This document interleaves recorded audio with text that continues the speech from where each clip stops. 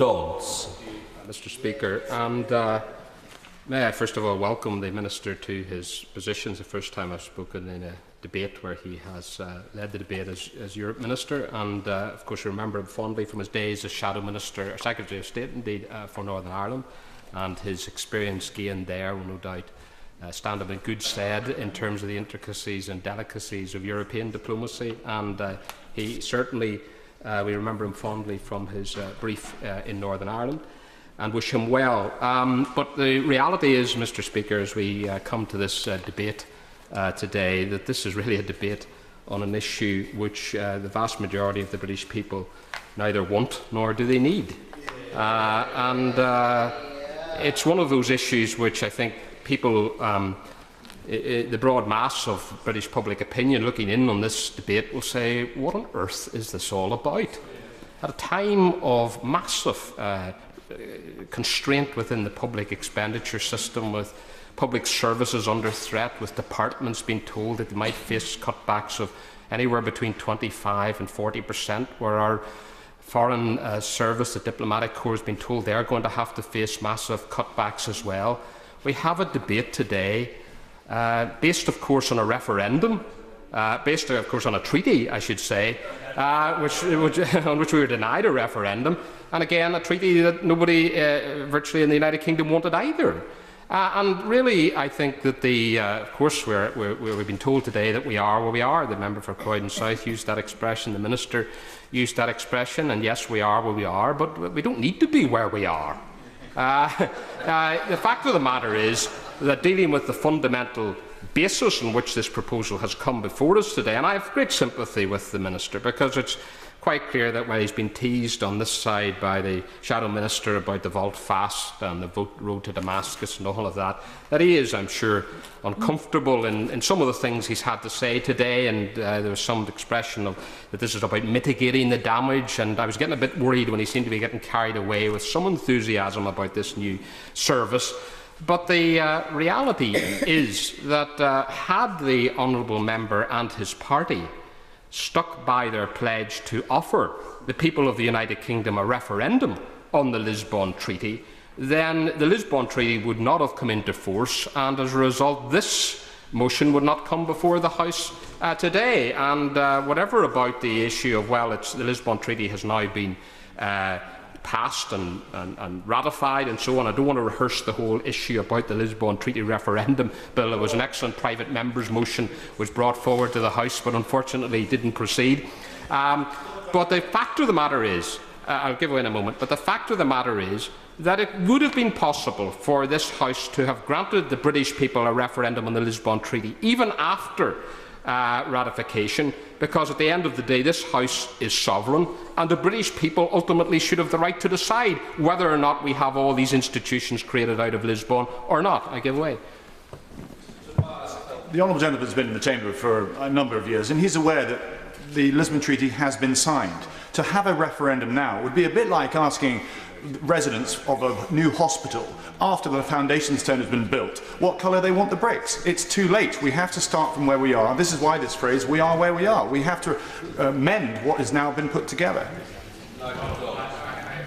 Previously, and he no doubt will have heard some of his honourable friends on his side of the House debunk that theory and that at the time. Of course it is possible for the United Kingdom to decide that it no longer wishes to be part of the consequences of the ratification of the Lisbon Treaty. That is an option open to this House and to this Parliament and to the British people. And if he's saying that it means that forever and a day we have given up the right to decide indeed things like membership of the European Union, or what treaties we are signed up to, or what institutions we belong to, then I think it's a sad day for democracy, quite frankly, in this House. And the British people certainly, when they supported what his leader said at the time of offering a cast-iron guarantee on the referendum, did not expect so quickly that promise and that pledge would be ditched so comprehensively. And I venture to say that is one of the reasons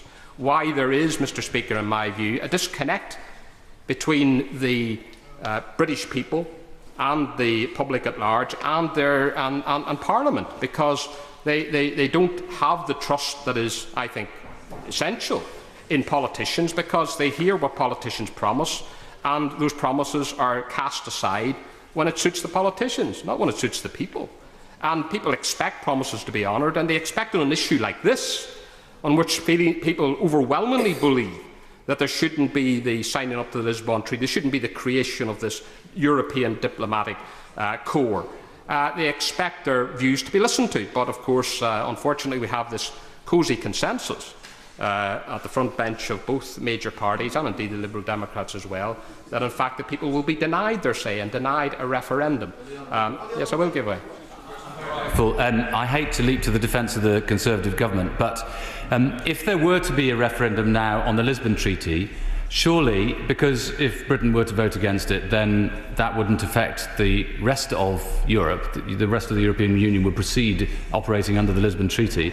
The only referendum one could, in all honesty, now have would be a referendum on leaving or staying in the European Union.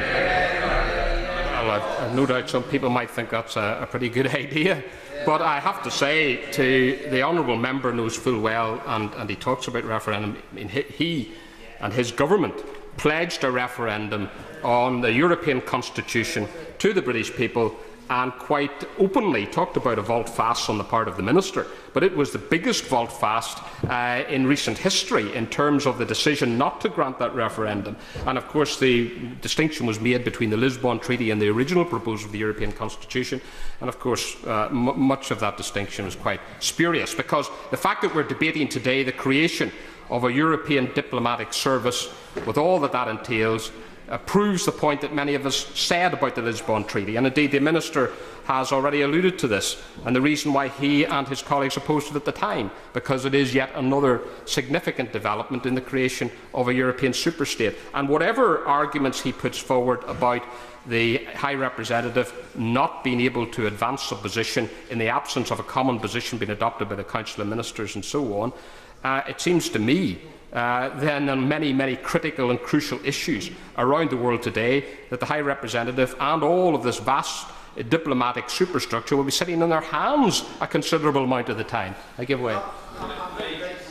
The honourable gentleman for giving way.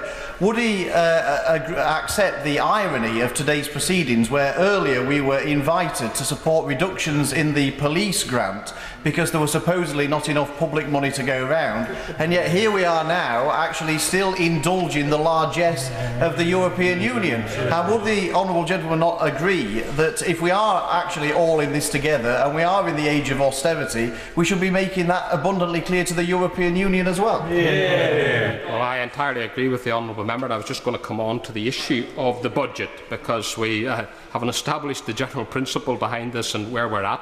The issue of the budget is absolutely critically important, and the honourable member is absolutely right to point to how people out there in the community will feel about this debate today and the amount of expenditure that goes with it, at a time when we're debating things like the police grant and other things that are costing so much money. I want to be very brief because no other members wish to speak. But on terms of the resources, and we have heard today the Minister talk about the extra expenditure amounting to some £1.115 million and start-up costs, and that was given in an answer to the honourable member for Hartsmere.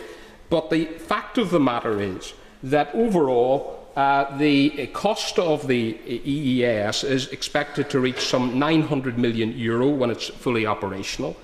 Some reports indicate in the European Parliament that it would cost up to £5 billion a year to run when fully up and running.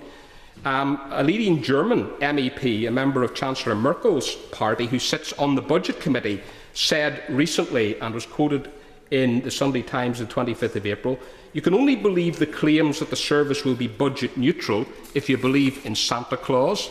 A senior official in Baroness Ashton's service said that nobody took seriously the claim that the service would remain budget neutral. That's simply not realistic, he said, not even in the mid-term, but the notion has to be maintained for reasons of political acceptability. So the irony won't be lost, the contrast won't be lost on UK taxpayers, that this government, which is asking departments to demonstrate where cuts of up to 40% can be made, endorses now a service which is going to cost millions of pounds on a service that they neither want nor need.